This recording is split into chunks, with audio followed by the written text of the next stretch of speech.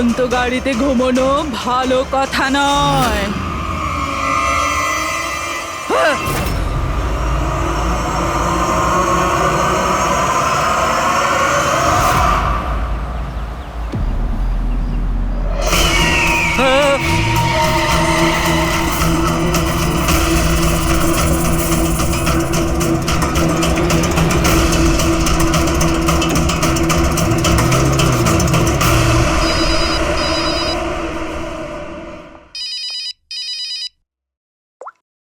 হ্যাঁ বিনীত, লীলা help me, লীলা লীলা help me. কি হয়েছে বিনীত? তুমি এত টেনশনে কেন? লীলা এরা আমাকে মেরে ফেলবে। লীলা, কে মেরে ফেলবে বিনীত? তুমি কার কথা বলছো? লীলা আই থিংক আমি জীবনে আর কখনো তোমার সাথে দেখা করতে পারবো না। লীলা, বিনীত বাজে বকা বন্ধ করো। কোথায় তুমি? তোমার এক্সাক্ট লোকেশন বলো। আমি বাস স্ট্যান্ড রোডে আছি, পুরনো পোস্ট অফিসের কাছে। বিনীত একটা কাজ করো, তুমি ওখানেই থাকো, আমি ট্যাক্সি নিয়ে এক্ষুনি তোমাকে ওখানে নিতে যাচ্ছি। হ্যালো লীলা। হ্যালো বিনীত, তুমি ঠিক আছো? আরে এই ফোনটাও না। হ্যালো লীলা। এই ফোনটাও এক্ষুনি কাটার ছিল।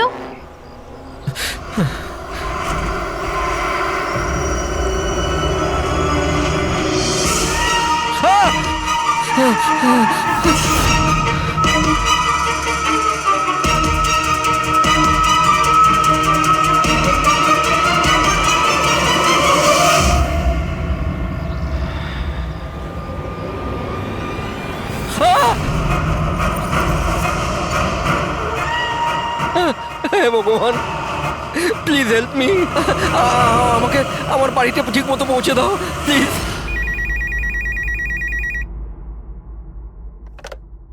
Hello, CID bureau. Hello ma'am, ma'am please আমাকে হেল্প করুন। ম্যাম আমার স্বামী এই মুহূর্তে খুব বড় বিপদের মধ্যে আছে। কি স্যার, কি হয়েছে নাকি ওনার? ম্যাম ওর প্রাণ সংশয় হয়েছে, কেউ ওকে মারতে চায়। ম্যাম প্লিজ ওনাকে বাঁচিয়ে নিন ম্যাম প্লিজ। উনি কি এখন আপনার সঙ্গেই আছেন? না ম্যাম, ম্যাম এই মুহূর্তে উনি ওনার গাড়িতে আছেন, ওই সার্ভিস স্ট্যান্ড রোডের পাশে পুরনো যে পোস্ট অফিস আছে ওখানে। আচ্ছা শুনুন ম্যাম, দেখুন আমাদের দুজন অফিসার ওই এরিয়াতেই আছে। আপনি আপনার গাড়ির ডিটেলসটা বলুন। হোয়াইট ব্যাস্টার আছে আর গাড়ির নাম্বার হলো 2536। ম্যাম ওনাকে আপনি বাঁচিয়ে তো নেবেন ম্যাম। আপনি চিন্তা করবেন না, আপনার হাজবেন্ডের কিচ্ছু হবে না। ওকে প্রবীর, অভিজিৎকে ফোন করো আর ওকে গাড়ির ডিটেলসটা দিয়ে দাও। ওকে বলো যে ব্যাপারটা আর্জেন্ট।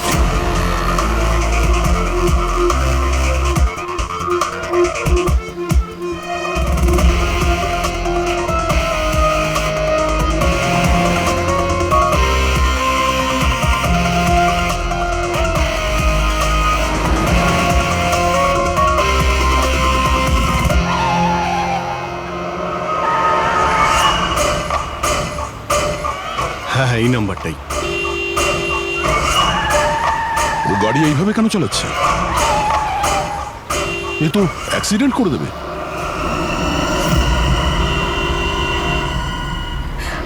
আমাকে ক্ষমা করে দাও, আমাকে ক্ষমা করে দাও, আমি মরতে চাই না, আমাকে ক্ষমা করে দাও। কার সঙ্গে এই কথা বলছে? গাড়িতে তো কেউই নেই। আরে আমাকে বিনীত, ক্ষমা কার করে সঙ্গে দাও। কথা বলছো? গাড়িতে তো কেউ অন্ধ নেই। হয়ে গেছো তোমরা, তোমরা দেখতে পাচ্ছ না এতগুলো লোক আমাকে ডাকছে? করছে কি? আমাকে ক্ষমা করে দাও, আমি মরতে চাই পাগল না। হয়ে গেছে মনে হচ্ছে। মিনিট, বিনীত, বিনীত, তোমার অ্যাক্সিডেন্ট হয়ে যাবে, গাড়িটা থামাও বলছি।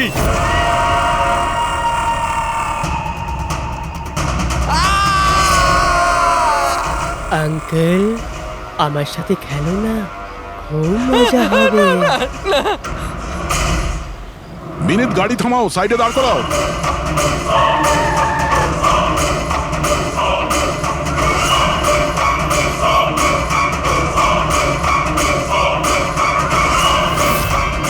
দাঁড়িয়ে যাও। Minute, minute.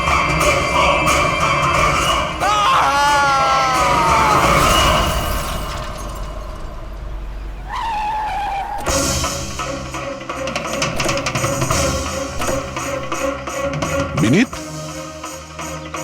ও নো, এ তো মারা গেছে। স্মেল আসছে।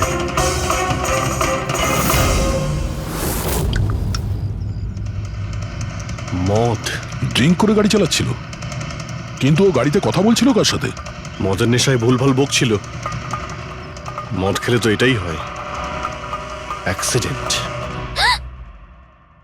আপনি তো আমাকে কথা দিয়েছিলেন না যে বিনীতের কিচ্ছু হবে না।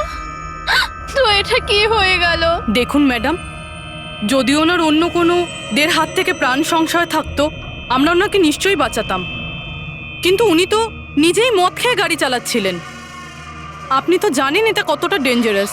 না, ওনার প্রাণ ওনার নিজের জন্য যায়নি, বরং তাদের জন্য গেছে যারাও এতদিন ধরে ওকে বিরক্ত করছিল। কারা? সকাল সন্ধে ঘুমিয়ে জেগে সব সময় ওকে বিরক্ত করত। উনি এতটাই চিন্তিত হয়ে গিয়েছিলেন যে উনি নিজের বিজনেসেও পুরোপুরি নজর দিতে পারছিলেন না। কোন লোকের কথা বলছেন আপনি? একটু পরিষ্কার করে বলুন। ম্যাম, বিনীতের মৃত্যু আমাদের সামনে হয়েছে, আর ওই সময় ও ছাড়া গাড়িতে কেউ ছিল না। তাহলে ওর মৃত্যুর দোষ আপনি অন্য কারোর ঘাড়ে চাপাচ্ছেন কেন? কারণ ওনার খুন হয়েছে। মার্ডার, এটা মার্ডার। মার্ডার হয়েছে?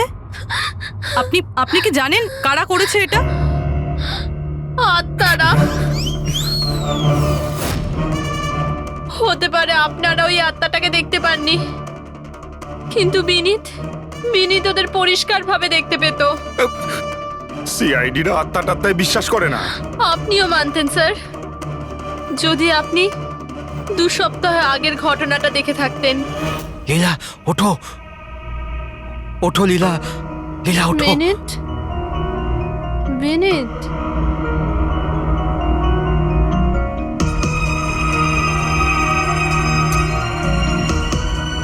বিনীত,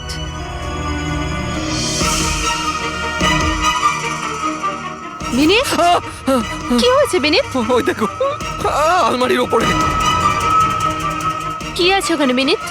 লীলা, আলমারির উপরে কেউ আমাকে দেখছে, আমাকে শুতে দিচ্ছে না। বিনীত, ওখানে কিচ্ছু নেই, কিচ্ছু নেই। তুমি না নিশ্চয়ই কোনো খারাপ স্বপ্ন দেখেছো। চলো শোবে চলো। আমি কোনো স্বপ্ন দেখিনি। ওই দেখো এখনো দেখছে আমাকে। তুমি কেন দেখতে পাচ্ছ না? বিনীত, ওখানে কিচ্ছু নেই। তোমার শরীর ঠিক নেই বিনীত, চলো তুমি এসে শুয়ে পড়ো। চলো, কিচ্ছু নেই বিনীত। তুমি না খারাপ স্বপ্ন দেখেছো, তার জন্য এরকম হচ্ছে। সরি সরি, আমাকে ক্ষমা করে দাও প্লিজ। 1 মিনিট। আর এই বিনীত কি কারণে ক্ষমা চাইছিল? এটা তো আমিও জানি না স্যার। বিনীত কাজ কি করতো? স্যার, ওনার কোম্পানি হসপিটালে মেডিকেল ইকুইপমেন্ট সাপ্লাই করতো। আপনি শিওর যে ওই বিনীতকে খুন আত্মাই করেছে? স্যার, আমার আগে তো এটা মনে হয়নি, কারণ না তো আমি কোনোদিন কোনো আত্মা দেখেছি, আর না কোনোদিন কোনো আওয়াজ শুনেছি। কিন্তু পরে আমার বিনীতের কথাই বিশ্বাস হতে লাগলো যে ও সত্যি কথা বলছে।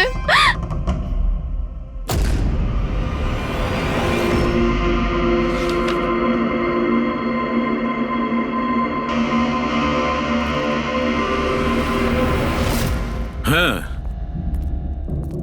বস, এর মৃত্যুর একটাই কারণ চোখে পড়ছে, এর মাথার ওপর লাগা আঘাতটা, যেটা অ্যাক্সিডেন্টের কারণে লেগেছে। ঠিক তো ডক্টর সালুকে? আর কোনো কারণ নেই তো? হ্যাঁ, দয়া, ভিসেরাল স্যাম্পলকে চেক করা এখনো বাকি আছে, কিন্তু প্রাইমা ফেসি তো এটাই বলছে মৃত্যুর কারণ অ্যাক্সিডেন্ট। আর বস, এর রক্তের মধ্যে আমি অ্যালকোহল অনেকটা বেশি মাত্রায় পেয়েছি। ও, আমার মনে হচ্ছে সেই কারণেই ওর হ্যালুসিনেশন শুরু হয়, আরো ধাক্কা মেরে দেয়। তার মানে হলো এটা কোনো খুনের ব্যাপার নয়। আমরা চাইলেই ওদের বডিটা ফেরত দিয়ে দিতে পারি। যদি কোনো ডাউট থাকে সেটা ভিসেরাল স্যাম্পল থেকে জানা যেতে পারে। কি জানি স্যার, আমার কেমন যেন মনে হচ্ছে যে এই কেস অতটা সোজা নয়। কারণ আমরা যখন লীলাকে জিজ্ঞাসা করলাম যে এই বিনীত কার কাছে ক্ষমা চাইছিল, তখন কথাটা এড়িয়ে গেল। আমরাও কি শেষকৃত্যে যাব নাকি? ওখানে আত্মীয়রাও থাকবে, বন্ধুরাও থাকবে, অনেকেই থাকবে। যদি কিছু জানতে পারা যায়। যাও, নিশ্চয়ই যাবে ফিউরালে।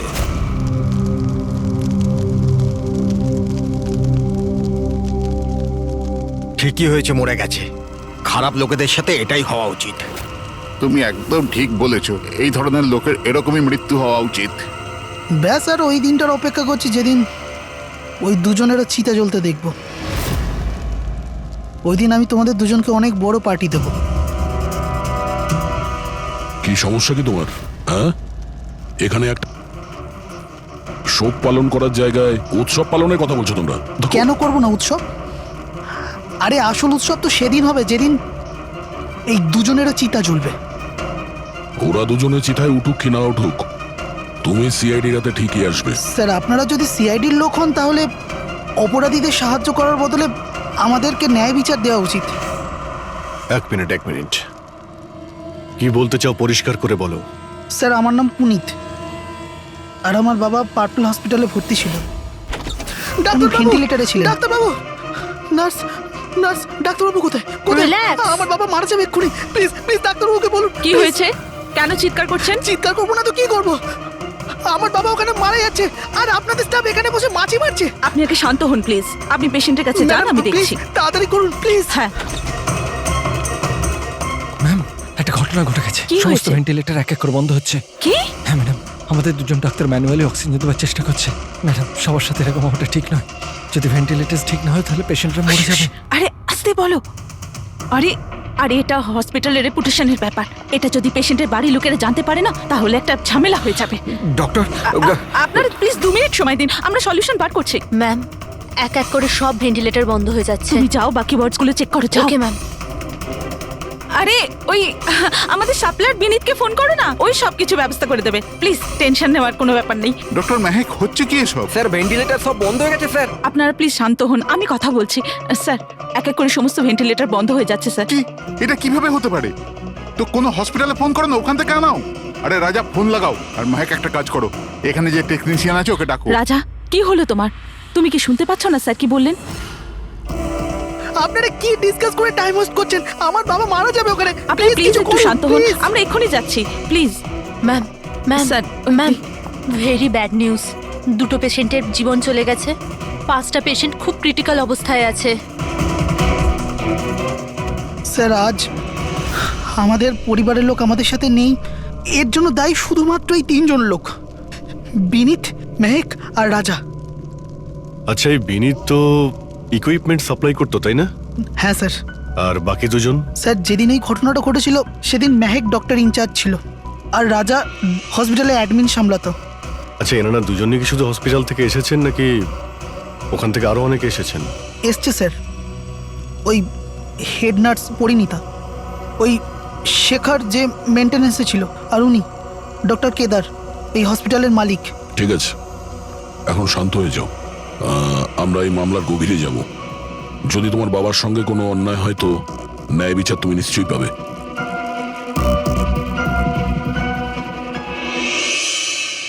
এখন বুঝতে পারছি বিনীত ক্ষমা চাইছিল কেন। আমাকে ক্ষমা করে দাও, আমি মরতে চাই না। আমাকে ক্ষমা করে দাও। আর এটাও বুঝতে পারছি যে বিনীতের মৃত্যুতে সবাই এত খুশি কেন। তার মানে বিনীতের মৃত্যুর কারণ যে কেউ হতে পারে। আর বিনীতের পরে খুনির পরের শিকার এই এদের দুজনের মধ্যে কেউ হতে পারে।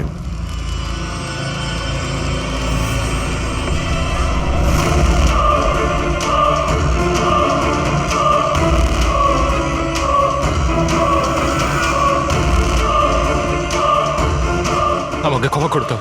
তুমি আমাকে কেন মরতে দিলে? আমার পিছু নিও না।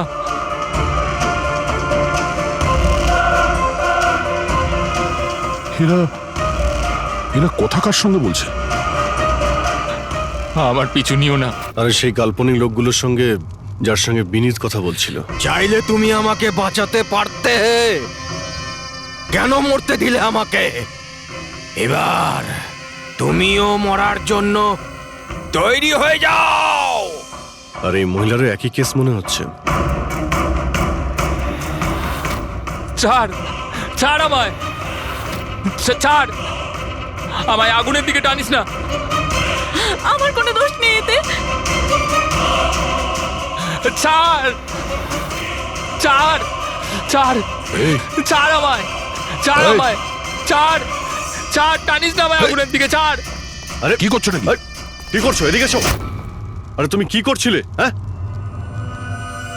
আমি একটু ডিস্টার্ব আছি, এতে আপনারা কি করবেন? আমার ডিস্টারবেন্সের সাথে আমায় নিজেকেই লড়তে হবে। তুমি এদিকে এসো, একটু দূরে দাঁড়াও, ওই দিকটায় যাও। তাহলে অনেক লোক আছে যারা বিনীতের মৃত্যু সংবাদ শুনে আনন্দিত, হ্যাঁ? হ্যাঁ স্যার, আর এখন ওরা মেহেকার রাজার মৃত্যুর খবর শুনতে চাইছে। রাজা আর মাহাকের ব্যবহারটাও খুব একটা নর্মাল লাগছিল না স্যার, অনেকটা ভয়ে ভয়ে ছিল স্যার, বিনীতের মতো। স্যার, ভিসেরা স্যাম্পলের রিপোর্ট চলে এসেছে। গুড। কোনো গন্ডগোল আছে? হ্যাঁ, একজন সাধারণ মানুষের রক্ত যতটা লাল হয়, বিনীতের রক্ত তার থেকে অনেক বেশি লাল ছিল। ও, এখন বুঝতে পারছি যে বিনীত কেন আত্মা দেখতে পেত। কেন স্যার? পুরবী, মানুষের রক্ত যখন সাধারণের থেকে অনেক বেশি লাল হয়, তার মানে এইটা দাঁড়ায় যে ওই মানুষটি অনেক বেশি দীর্ঘ সময় ধরে কার্বন কম্পাউন্ডের সংস্পর্শে ছিল। আর এই কার্বন কম্পাউন্ডের কারণেই ওর হ্যালুসিনেশন হতো ভীষণ ভাবে। তার মানে কেউ জেনে শুনে বিনীতকে ওই কার্বন কম্পাউন্ডের সংস্পর্শে এনেছিল, যার ফলে বিনীতের মানসিক অবস্থা খারাপ হয়ে গেল আর ওর মৃত্যুর কারণও হয়ে গেল। স্যার, এই খুনি এই কার্বন কম্পাউন্ড পেল কোথায়? এই আমাদের আশেপাশেই সব জায়গায় কার্বন কম্পাউন্ড ছড়িয়ে আছে। মডার্ন জীবনে আমরা যতগুলো মেশিনারি ব্যবহার করছি, ওই সবগুলো, প্রায় সবগুলো কার্বন কম্পাউন্ড ছড়ায়। হ্যাঁ, যে কেউ মেশিনের উপর এরকম কারুকার্য করে এটা করতেই পারে। তার মানে বিনীত গাড়িতে বসার আগে এরকম কোনো কেমিক্যালের সংস্পর্শে এসেছিল, যার জন্য ওর এইসব হ্যালুসিনেশন এইসব হচ্ছিল স্যার। ঠিক কথা বস। গাড়িটার এক্সস্ট সিস্টেমটা চেক করতে হবে। গন্ডগোলটা ওখানেই হয়েছে।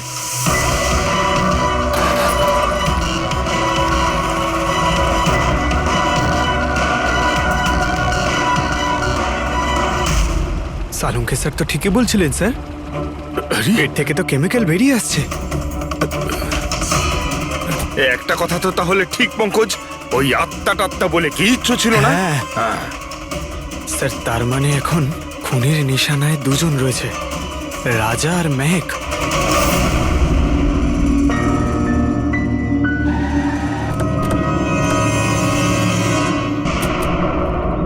শ্মশানে রাজার ব্যবহারটা খুব একটা ঠিক ছিল না, এখনো ওর মানসিক অবস্থা ঠিক নয়।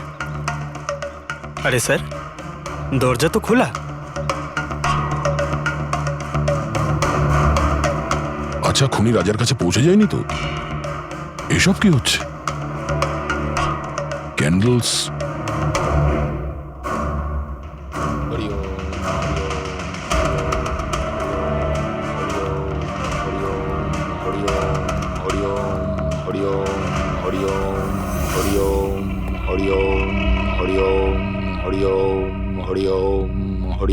রাজা,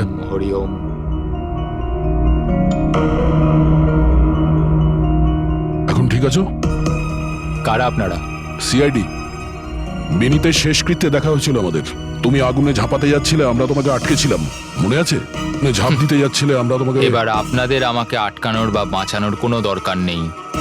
যতক্ষণ বিনীতের খুনি ধরা না পড়বে, তোমারও প্রাণের সংশয় আছে। আচ্ছা, একদম ঠিকঠাক বলো, ওই 12 জন রোগীর মৃত্যু কি তোমার গাফিলতিতে হয়েছিল? খবরদার বলছি, আমার ওপর এরকম নোংরা আর মিথ্যা অপবাদ দেবেন না। আমি নির্দোষ, আমার জন্য কেউ মরেনি। শান্ত হও, শান্ত হও। রাজাকে অনেক কষ্টে শান্ত করেছি, ওকে ডাকাবেন না। আপনি কে? আমার নাম শ্লোক। আমি রাজাকে এই খারাপ সময় থেকে বার করে আনবার চেষ্টা করছি। ও, তার মানে আপনি সাইকিয়াট্রিস্ট? সাইকিয়াট্রিস্ট নয়, সাইকি, মিডিয়াম। এই জগৎ আর অন্য জগতের সঙ্গে একটা সেতু ভেবে নাও। অন্য জগৎ? অন্য আবার কোন জগৎ? ওই আত্মাদের জগৎ। যদিও আমরাও একটা মাধ্যম, অপরাধ দুনিয়া থেকে নিয়ে জেলের ভেতর গারদের পেছনে পৌঁছানোর পুল। আপনারা আমাকে জেলে পাঠাবার চেষ্টা করছেন কেন? আমি তো রাজাকে আত্মাদের থেকে বাঁচাবার চেষ্টা করছি। রাজাকে আত্মার থেকে নয়, কেমিক্যাল পয়জন থেকে বাঁচানোর দরকার। আর বন্ধ করো তোমার এই ঢং, বুঝেছো? স্যার, ও কোন দিকে ইঙ্গিত করছে? ওই বুড়ো লোকটার দিকে, যে এসি নিচে দাঁড়িয়ে রয়েছে। ও কার কথা বলছে? আমি তো কাউকে দেখতে পাচ্ছি না। আমিও দেখতে পাচ্ছি না। মানুন বা না মানুন, এই ঘরের মধ্যে কোনো শক্তিশালী আত্মা আছে যে রাজার ক্ষতি করতে চাইছে। এক্ষুনি জেনে যাবেন।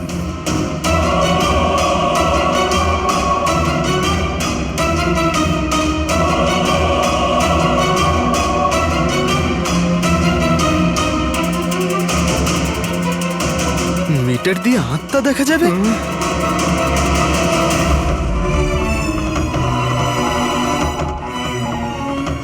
দেখলেন, ওই আত্মাটা এসির পাশেই আছে। আমার ইএমএফ মেশিন মিথ্যে বলবে না।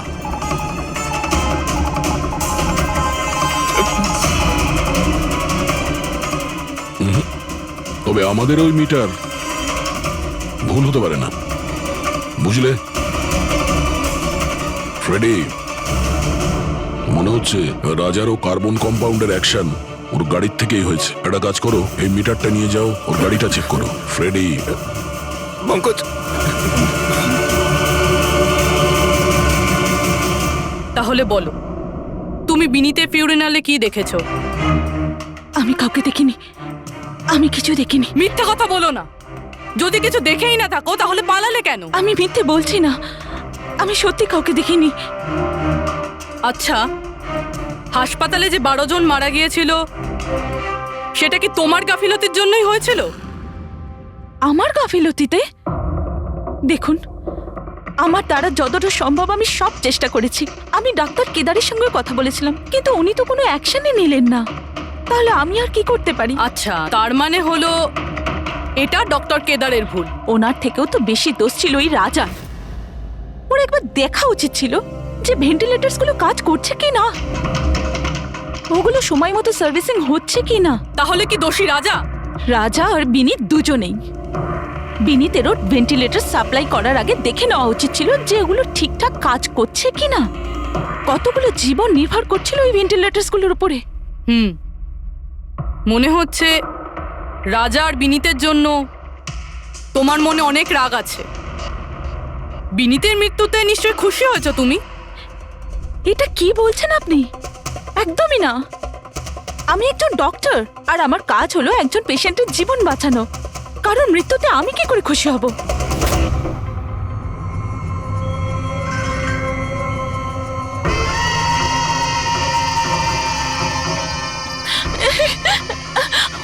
আবার এসে গেছে, আবার এসে গেছে। কিন্তু কিন্তু এখানে তো কেউই নেই। আরে এখানে কেউই নেই। দেখো, তুমি ভয় পেও না। যতক্ষণ আমি আছি তোমার কিছু হবে না, ঠিক আছে?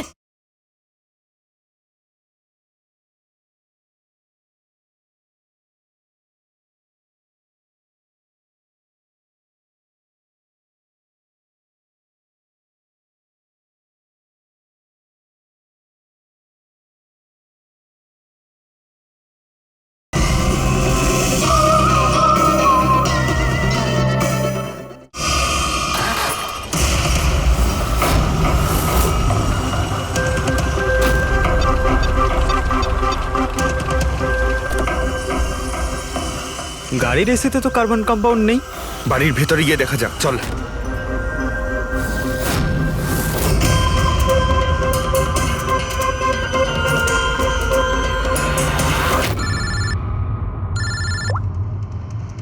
হ্যাঁ পূরবী, মেহেকের বাড়িতে কোনো কেমিক্যাল পাওয়া যায়নি? ঠিক আছে, যতক্ষণ ওই খুনি ধরা না পড়ে ততক্ষণ তুমি ওর সঙ্গেই থাকো, ঠিক আছে? স্যার, হ্যাঁ, কার্বন কম্পাউন্ড এখানে কোথাও নেই। কোথাও কোনো কেমিক্যাল পাওয়া যাবে না। বিজ্ঞানের জগৎ আর কেমিক্যালের জগতের বাইরেও আর একটা জগৎ আছে। মানুন অথবা না মানুন। চুপ, মুখ বন্ধ। যতক্ষণ বলতে না বলবো মুখ খুলবে না। রাজাবাবু, আপনার ভয়ের কোনো কারণ নেই। আমরা আছি এখানে। যতক্ষণ না ওই খুনি ধরা পড়বে, সিআইডি আপনার সঙ্গেই আছে। আমার সিআইডির দরকার নেই। ইনি রয়েছেন না আমার সুরক্ষা করার জন্য। আরে এটা কিভাবে সম্ভব?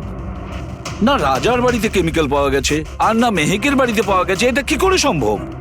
স্যার আমরা রাজার বাড়িটাকে ভালো করে চেক করেছি, এক একটা কোণা দেখেছি, ওই গাড়িটাও চেক করেছি, কোথাও কিছু পাওয়া যায়নি। হ্যাঁ, কিন্তু দয়া, যদি কোনো কেমিক্যাল ব্যবহারই না হয়ে থাকে তাহলে রাজা আর মেহেকের হ্যালোজুলেশন হলো কি করে? কোনো তো একটা কারণ থাকবে। আর স্যার যেভাবে বিনীতের কারের এসিতে কেমিক্যালের ব্যবহার করা হয়েছে, এটা কোনো আনপ্রফেশনাল কেউ করেছে বলে আমার মনে হয় না। একটা কাজ করা যাক, যারা মারা গেছে তাদের বাড়িতে দেখো, হয়তো কেউ থাকতে পারে যে কেমিক্যালের বিষয়ে খুব ভালো করে জানে, বা কেউ কেমিক্যালের এক্সপার্ট। আর হ্যাঁ, হসপিটালের ওই স্টাফকে ডাকো। চিফ নার্স যে আছে না, হেড নার্স পরিণীতা, আর হেড টেকনিশিয়ান শেখর, আর মালিক কেদার, তিনজনকেই ডাকো। স্যার দেখা যাক।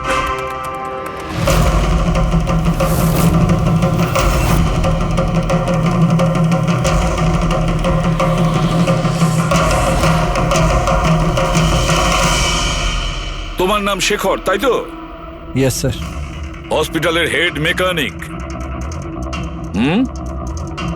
Main technician. তার মানে হসপিটালে যদি কোনো মেশিনে প্রবলেম হলে সবার প্রথমে তোমার কাছে খবর আসে। হ্যাঁ স্যার, ঠিক। তাহলে হসপিটালের ভেন্টিলেটর খারাপ ছিল সেটা তুমি জানতে না? স্যার প্রথম থেকেই জানতাম। তাহলে কেন কিছু করনি? কাউকে কিছু বলনি কেন? হ্যাঁ স্যার এতে আমার কোনো দোষ নেই। তাহলে কার ভুল ছিল? স্যার আমি প্রথমেই মেহেককে ভেন্টিলেটরের ব্যাপারে বলেছিলাম যে ভেন্টিলেটরসে প্রবলেম আছে আর যে কোনো সময় খারাপ হতে পারে। এটা তুমি ভেন্টিলেটর বন্ধ হওয়ার আগেই জানিয়েছিলে? ইয়েস স্যার, 1 সপ্তাহ আগে। ম্যাম, আমি আপনাকে একটা নোটিশ পাঠিয়েছিলাম, ওয়ার্ডের ভেন্টিলেটরগুলো ঠিকমতো কাজ করছে না। ও, আমি তোমার চিঠিটা পড়েছি শেখর, তুমি টেনশন নিও না, আমি কিছু একটা করছি। কিন্তু ম্যাম ব্যাপারটা খুব আর্জেন্ট। হ্যাঁ হ্যাঁ আমি জানি। ডক্টর মেহেক, ইয়েস ম্যাম আপনাকে অ্যাকাউন্টস ডিপার্টমেন্টে এক্ষুনি রেখেছে। ও হ্যাঁ আসছি। Don't Okay, worry ma'am. Shekhar, আমি নিশ্চয়ই কিছু ব্যবস্থা নেব, পাক্কা। কিন্তু স্যার উনি আমার কথাটা সিরিয়াসলি নিলেন না। হ্যাঁ, মেহেক ভেন্টিলেটরস খারাপ হওয়ার সময় পেশেন্টদের বাঁচানোর খুব চেষ্টা করেছিল, কিন্তু রাজা স্যার এত ঘাবড়ে গেলেন যে কিছু করতেই পারলেন না। শেখর বাবু, তুমি কতটা সত্যি বলছো আর কতটা মিথ্যে সেটা তো আমরা জেনেই নেব। স্যার মেহেকের কোনো ভুল ছিল না, ও ভেন্টিলেটর খারাপ হওয়ার কথা আমাকে প্রথমেই বলে দিয়েছিল। তারপর আপনি কি করলেন? স্যার আমি হসপিটালের অ্যাডমিন হেডকে বলে দিয়েছিলাম, রাজাকে, কারণ হসপিটালের যতগুলো মেশিন আছে সেগুলো দেখাশোনার দায়িত্ব অ্যাডমিন হেডেরই। তাহলে এই সমস্ত কিছু আপনি রাজাকে বললেন আর আপনার দায়িত্ব শেষ হয়ে গেল। আপনি তো এই হসপিটালের মালিক, তাই না? তাহলে এভাবে দায়িত্ব শেষ হয়ে যায় কি করে আপনার? স্যার আমি আমার দায়িত্ব পালন করেছি, সেই জন্য তো আমি নিজে গিয়েছিলাম রাজার কেবিনে। রাজা। হ্যাঁ স্যার। এসব কি করছো? আরে এগুলো দরকারি নয়, এতগুলো রোগীর শ্বাস প্রশ্বাস ভেন্টিলেটরের সাহায্যেই চলছে, আর তুমি এখানে বসে আছো। আরে কিছু করো। হ্যাঁ স্যার, আমি এক্ষুনি সাপ্লাইয়ের সাথে কথা বলে ভেন্টিলেটর চেঞ্জ করে দিচ্ছি। প্লিজ প্লিজ তাড়াতাড়ি করো। স্যার আমি বুঝতে পারছি না যে ও ভেন্টিলেটর কেন পাল্টালো না। আমি অবাক হচ্ছি স্যার যে কেউ কেদারবাবুর দিকে আঙুল তুলছেন না। সবাই রাজা, বিনীত আর মেহেকের পিছনে পড়ে আছে। সেটাই মেহেকের তো, পিছনে পড়ে হসপিটালের মালিক না কেদার বাবু? তাহলে এই সমস্ত কিছুর দায়ভারও কেদার বাবু আপনার। কিন্তু স্যার এবার আমি নিজে গিয়ে তো ঠিক করতে পারি না ভেন্টিলেটর। স্যার আমার কাজ হলো কনসার্ন ডিপার্টমেন্টকে ইনফর্ম করা, আর আমি সেটা করে দিয়েছিলাম। বরং আমি বিনীতের সঙ্গে নিজে কথা বলেছিলাম, আমি ওকে বলে দিয়েছিলাম যে যদি এগুলো রিপেয়ার করা যায় তো রিপেয়ার করুক, নাহলে চেঞ্জ করে দিক, কিন্তু ও কোনো অ্যাকশনই নিল না। এ কোনো অ্যাকশন নেয়নি, সে কোনো অ্যাকশন নেয়নি, আপনি কি অ্যাকশন নিয়েছিলেন? আর দোষ দিচ্ছেন বিনীতকে যে কিনা মারা গেছে, বা রাজার যে উত্তর দেওয়ার পরিস্থিতিতে নেই। স্যার যেটা সত্যি ছিল ওটা আমি আপনাদের বলে দিলাম, সেটা এবার মানবেন কি মানবেন না স্যার আপনাদের ব্যাপার। পরিণীতা স্যার। হসপিটালের হেড নার্স, তাহলে তুমি হসপিটালের ব্যাপারে নিশ্চয়ই সবকিছু জানো। হ্যাঁ স্যার। তাহলে এবার সত্যি করে বলো, এই যা কিছু হয়েছে কার গাফিলতির কারণে হয়েছে? তাড়াতাড়ি বলো। হ্যাঁ স্যার, বলছি। আমার সাথে বিশ্বাসঘাতকতা করার চেষ্টা করো না রাজা। আর হ্যাঁ, যদি মেশিনে কোনো ফিজিক্যাল ড্যামেজ থাকে তাহলে সেটা ওয়ারেন্টিতে আসে না। যদি তোমার নতুন ভেন্টিলেটর চাই তাহলে তোমাকে পুরো কস্ট পে করতে হবে, বুঝেছো? আমি তোমার থেকে বাজে লোক আজ অব্দি আমার জীবনে দেখিনি। এবার থেকে না তো আমাদের হসপিটাল তোমার থেকে কিছু কিনবে, না তো শহরের আর কোনো হসপিটাল। শোনো, এসব হুমকি অন্য কাউকে দেবে। তুমি জানো না আমি কে, যা করার করে নাও।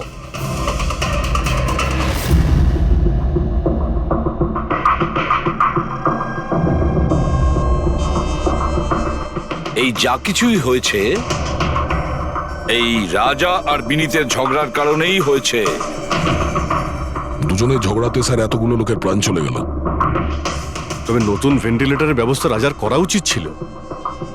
স্যার, এই রুগীদের পরিবারের মধ্যে 3 জন এমন আছে যারা কেমিক্যাল ইঞ্জিনিয়ারিং করেছে। আচ্ছা, 3 জন? তাহলে ওদের ঠিকুজি কুষ্টি বের করো, দেখি কি আছে।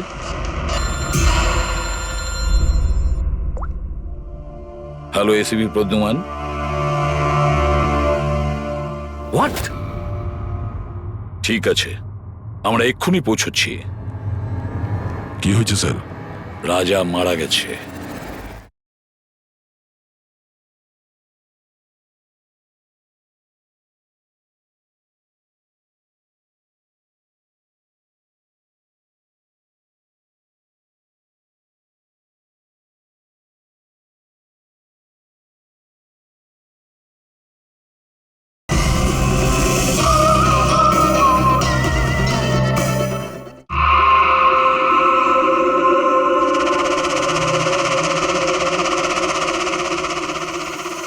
দয়া, এর মৃত্যু তো মাথায় চোট লাগার কারণেই হয়েছে।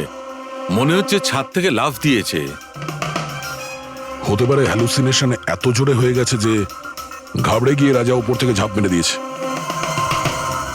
আর তুমি খেয়াল রাখছিলে না এর?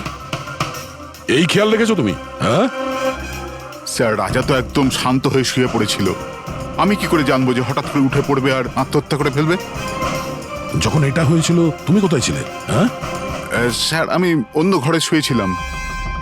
তখনই আমি রাজার জোরে জোরে চিৎকার শুনলাম। আমি এই আত্মাদের সহ্য করতে পারছি না, আমার নিস্তার চাই, মুক্তি চাই। আর যতক্ষণ আমি ওর কাছে পৌঁছবো ততক্ষণ ও ছাদ থেকে পড়ে গেছে। বাহ, কি অদ্ভুত ব্যাপার! রাজাকে একলা রেখে তুমি নাকে তেল দিয়ে ঘুমোচ্ছিলে? হ্যাঁ, আমি তো মনস্থির করেই ছিলাম ঘুমোবো না। কে জানে কিভাবে ঘুমিয়ে পড়লাম। নিশ্চয়ই আমাকে ওই আত্মাগুলোই ঘুম পাড়িয়ে দিয়েছিল। আপনি এটা দেখুন স্যার, মিটারের রিডিং কত বেড়ে গেছে। আমারও কিন্তু একটু ক্লান্তি ভাব লাগছে স্যার। আর দ্বিতীয়বার যদি আমাকে এই মিটার দেখিয়ে দিস না তাহলে মনে রাখিস। দয়া, 1 মিনিট ভাই, একটু মিটারটা দেখি। এই নিন। এই মিটারটা আমি রাখছি। হ্যাঁ, আমি ফেরত দিয়ে দেবো পরে। ঠিক আছে স্যার, কিন্তু দিয়ে দেবেন। হ্যাঁ, দিয়ে দেবো। বরং এখন তুমি বাড়ি গিয়ে একটু আরাম করো। ক্লান্ত হয়ে গেছো, একটু দুর্বল লাগছে। হ্যাঁ হ্যাঁ স্যার। ঠিক মতো ঘুমও হয়নি। যাও আরাম করো। এটা কি ডক্টর সালুকে? ওকে যেতে দিলেন আর এই মিটারটা রেখে দিলেন? দয়া, এই যে মিটারটা না, এটা খুব কাজের জিনিস।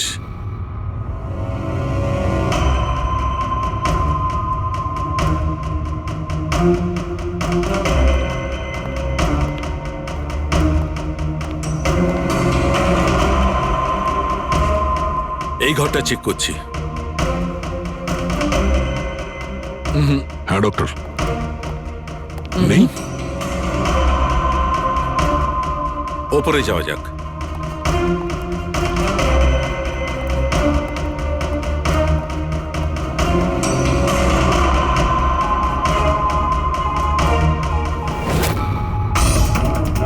আরে সালুঙ্কে স্যার, সাবধানে! এই নিডলটা তো একেবারে জঙ্গলি ঘোড়ার মতো দৌড়চ্ছে। মাই গড, আমরা এখানে এইভাবে দাঁড়িয়ে থাকতে পারি না দয়া। আমাদের প্রোটেক্টিভ পোশাক পরতে হবে। Protective gears? ওটা কি কারণে ডক্টর? আরে দয়া, আমাদের সুরক্ষার জন্য।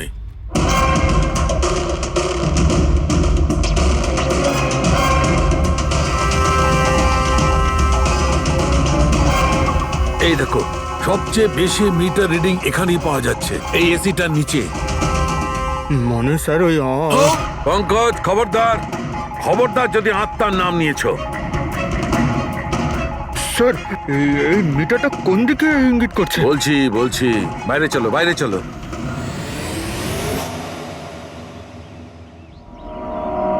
দেখেছো দয়া, এটা হচ্ছে ইএমএফ, ইলেকট্রোম্যাগনেটিক ফিল্ড ডিটেক্ট করে এটা। ইলেকট্রোম্যাগনেটিক ফিল্ডস, এগুলো তো আজকাল সব ইলেকট্রিক অ্যাপ্লায়েন্সের মধ্যে হয় ডক্টর। টিভি, ফ্রিজ, একদম ঠিক দয়া, কিন্তু ওই অ্যাপ্লায়েন্স গুলোর ইএমএফ হিডেন থাকে, লুকোনো থাকে, যাতে মানুষের উপর খারাপ প্রভাব না পড়ে। কি খারাপ প্রভাব? এইটার কারণে লোকেদের নশিয়া হতে পারে, ঘুম না হতে পারে, মন খারাপ হতে পারে। আর যদি অনেকক্ষণের সংস্পর্শে থাকে তাহলে হ্যালুসিনেশন হওয়াটা কোনো বড় কথা নয়। ও, তার মানে রাজার এই হ্যালুসিনেশন কোনো কেমিক্যালের জন্য হয়নি, নিজের ঘরের ইলেকট্রনিক জিনিসপত্রের জন্যই হয়েছে, কারণ ওগুলোর ইএমএফ ঢাকা ছিল না। একদম। তার মানে কেউ জেনে বুঝে এগুলোকে গন্ডগোল করে দিয়েছে। হতে পারে দা। এমনিতেই রাজা মনে মনে খুব কষ্ট পাচ্ছিল, খুব দুঃখ পেয়েছিল রোগীদেরকে বাঁচাতে পারেনি বলে। সেই জন্য হ্যালুসিনেশন ওর কাছে আফসোসের রূপে ধরা দিয়েছিল। হতে পারে এই অনুতাপের জন্য বিনীতেরও মৃত্যু হয়েছে। একদম ঠিক। আর ওই অশোক, ওরও দুর্বলতা সেই জন্যই মনে হচ্ছিল, যেহেতু ও এই ইএমএফ এর সংস্পর্শে অনেকক্ষণ ছিল। এখানে ওই কার্বন কম্পাউন্ড পাওয়া যায়নি। পাবেটা কি করে দা? কারণ এখানে তো ইএমএফ এর ব্যবহার হচ্ছিল, আর সবচেয়ে বেশি রিডিং উঠছিল বেডরুমে এসির কাছে। তার মানে বেডরুমের এসিতে কোনো কারুকাজ করা হয়েছে। তাহলে তো মেহেকের বাড়িতে ওই ইএমএফ হনো। আমার তাড়াতাড়ি পূরবীকে ইনফর্ম করতে হবে।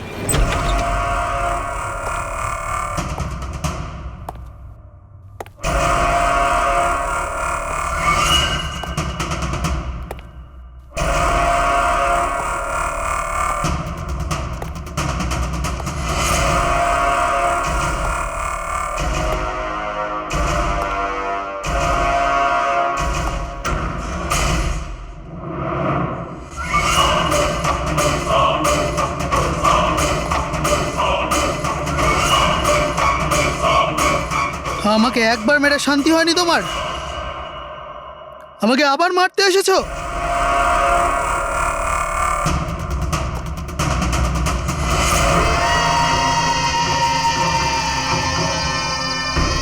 তুমি? আমি তোমাকে সেলফ ডিফেন্সে মেরেছিলাম, আর তাছাড়া তুমি একজন অপরাধী। অপরাধীদের কি পরিবার থাকে না? তোমার জন্য আমার মেয়ে অনাথ হয়ে গেছে, আর এই রক্ত দেখছো, সব তোমার জন্য। আমি আর তোমাকে ছাড়বো না। দেখো, আমার কাছে আসবে না, আমি কিন্তু মেরে দেবো। আমি তোমাকে ছাড়বো না। আমার কাছে আসবে না, আমি কিন্তু বলছি মেরে দেবো। আমি বলছি আমার কাছে আসবে না, আমি মেরে। পূরবী, কি করছো তুমি? ছাড়ো এটা। স্যার, ওই যে ওই লোকটা। কি? স্যার, এখানে। স্যার, ওনাকে ধরুন, উনি আমাকে মারতে চান। এক মিনিট, আগে এখান থেকে বাইরে চলুন। তাড়াতাড়ি চলো, প্লিজ তাড়াতাড়ি, প্লিজ তাড়াতাড়ি, ফার্স্ট। এই হলো সেই তিনজন যাদের সম্পর্ক কেমিক্যাল ইঞ্জিনিয়ারিং এর সঙ্গে আছে। সুহাস, দীপক আর কিশোর। খুনিদের মধ্যে যে কেউ হতে পারে। না অভিজিৎ, কারের এসিতে কেমিক্যাল ফিক্স করাটা অন্য ব্যাপার, আর ইলেকট্রোম্যাগনেটিক ফিল্ডকে এত চাতুর্যের সঙ্গে ব্যবহার করাটা অন্য কথা। আমার মনে হচ্ছে ও এমন একজন লোক যার সায়েন্সে, মেডিকেল সায়েন্সের উপর খুব ভালো দখল আছে, হয়তো কোনো ডক্টর অথবা সায়েন্টিস্ট। যেই করুক, সে ইলেকট্রোম্যাগনেটিক ফিল্ড ভালো মতন ব্যবহার করেছে, যাতে মেহেক আর রাজা ওরা দুজনেই যাতে ইএমএফ এর সংস্পর্শে থাকে। হতে পারে হসপিটালে ওরা দুজন নিজেদের কাজ করছিল, তখনও এই ইএমএফ ওখানে উপস্থিত ছিল। তাহলে স্যার, হতে পারে হসপিটালের কোনো মেশিনের সাথেও গন্ডগোল করা হয়েছে। নিশ্চয়ই দয়া, নিশ্চয়ই। আর এটা ওই করেছে, হসপিটালের ভেতরেরই কেউ। তাহলে এই হলো সেই জায়গা যেখানে মেহেক আর রাজা বসতো। হ্যাঁ স্যার। আর কে কে যাওয়া আসা করতো এখানে? স্যার, শুধু স্টাফেদেরই ভেতরে যাওয়ার পারমিশন ছিল, তাও যদি কোনো কাজ থাকতো তাহলে। মানে বাইরের কেউ এখানে ঢুকতেই পারতো না। না স্যার, এমনকি রুগীদেরও এখানে ভেতরে আসার অনুমতি ছিল না। তার মানে তো এটা বোঝা গেল যে স্টাফেদের মধ্যেই কেউ, মানে আপনাদের মধ্যেই কেউ একজন খুনি। এ আপনি কিভাবে বলতে পারেন? এটা আমরা বলছি না, এটা এই ইএমএফ মেশিনটাই আমাদের সবকিছু বলে দিয়েছে। আর এই ইএমএফ মেশিনের হিসাবে এই এসির সাথে কোনো গন্ডগোল করা হয়েছে। তার মানে রাজা আর মেহেককে মারার চেষ্টা করা হয়েছিল, কিন্তু বেচারা রাজা মারা গেছে। এসির সাথে গন্ডগোল? কি বলছেন আপনি? আমি তো কিছু বুঝতেই পারছি না। এই কথাটা এই রুমে থাকা শুধুমাত্র সেই বুঝতে পারবে যে নিজেই খুনি। আর ও আজ এখানে প্রোটেক্টিভ গিয়ার পরে এসছে, যাতে ইলেকট্রোম্যাগনেটিক ফ্রিকোয়েন্সিতে তার কোনো ক্ষতি না হয়, তাই তো? কি সে?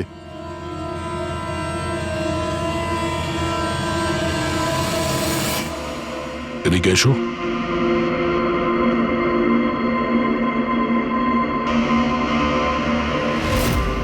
ফ্যাশন সেন্স তো তোমার খুব ভালো, শেখর। জামা কাপড়ের ভেতরে এই সুরক্ষা কবচ। দেখো, তোমার সমস্ত প্ল্যান আমরা জেনে ফেলেছি, তোমার ব্যাপারে সমস্ত খোঁজ খবর নিয়েছি। তুমি এখানকার এমন একজন টেকনিশিয়ান যে এসির সঙ্গে কোনো গন্ডগোল করতে পারে। এখন তাড়াতাড়ি বলো, কেন করেছো তুমি এসব? আমি করেছি এসব। আর কি ভুল করেছি আমি যদি মেহেক, বিনীতা, রাজার ওপর অভিযোগ লাগিয়েছি তো? এদের জন্য 12টা পেশেন্টের মৃত্যু হয়েছে, যেটা আমি দেখতে পারিনি। তারপর আমি ভাবলাম যে এদের এরকমই মৃত্যু দেবার প্রয়োজন আছে, যেভাবে 12টা পেশেন্ট মারা গেছে। সেই জন্য আমি EMF আর কার্বন কম্পাউন্ডের বিষ ব্যবহার করেছি ওদের মারার জন্য, যাতে এদেরকে এমন মৃত্যু দিতে পারি, মৃত্যু নয়, একটা ভয়ঙ্কর মৃত্যু। আর এটাই আমার ন্যায় বিচার। শাস্তি দেওয়ার অধিকার শুধুমাত্র আইনের আছে, অন্য কারণ নয়, বুঝেছো? তুমি জানতে যে এই কেমিক্যাল ব্যবহার করলে ওদের হ্যালুসিনেশন হবে, ওই মারা যাওয়া রোগীগুলো ওরা সামনে দেখতে পাবে, যার জন্য ও পাগল হয়ে যাবে, তাই তো? কিন্তু আমি আমার লক্ষ্য পূরণ করতে পেরেছি। যেরকম মৃত্যু আমি চেয়েছিলাম দিতে, সেরকমই মৃত্যু বিনীতার রাজাকে আমি দিয়েছি। কিন্তু দুঃখের ব্যাপার, মেহেককে আপনারা শেষ মুহূর্তে বাঁচিয়ে নিলেন। সফল তো তুমি তখন হতে যদি তুমি কোনো অপরাধ না করে ওদেরকে শাস্তি দিতে। তোমার আর ওদের মধ্যে কি পার্থক্য রইল? এখন তুমিও একজন খুনি, তবে তুমি কি শাস্তি পাবে সেটা এখন আদালত ঠিক করবে।